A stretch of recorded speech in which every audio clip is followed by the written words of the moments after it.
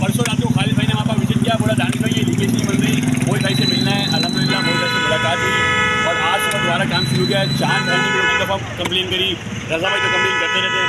देखिए मैं आपको एक बात बताऊँगा, ये जिम्मेदारी हमारी नहीं है, ये शहर है हमारा, हम अपने सारे काम यहाँ करते रहेंगे। हमारी जिम्मेदारी हो ना हो, हमसे हो ना हो।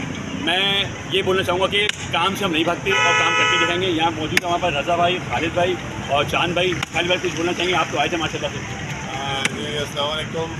मैं शुक्रगुज़ार हूँ मोहित भाई का कि उन्होंने ये फॉलोअप कर रहे हैं और यही वजह है कि ये काम जो रुका हुआ था दोबारा शुरू हुआ है। इंशाल्लाह के बाया तकमील को पहुँचेगा क्योंकि पानी की लीकेज है और बहुत बुरी तरह बढ़ती चली जा रही है और इसी वजह से हम उनके पास कहे थे कि भाई ये मसला हल कराएँ। तो इंशाल्लाह उम्मीद है कि ये हल हो जाएगा। चांद भाई कुछ एक हमें काफ़ी बड़ी खुशी है कि पूरे इलाके में परेशानी हो रही है और जब हमने कंप्लेन करी जाने गई तो रखते कि हमने आज वाटर ग्रुप की टीम आई थी और ये काम को कर रहे हैं।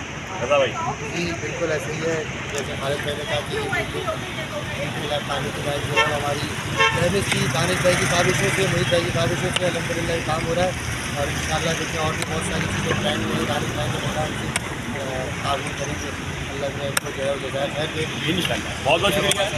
जिए मुत्तहदा, जिए पाकिस्तान, पाकिस्तान जिंदाबाद। भाई जय जय थैंक यू।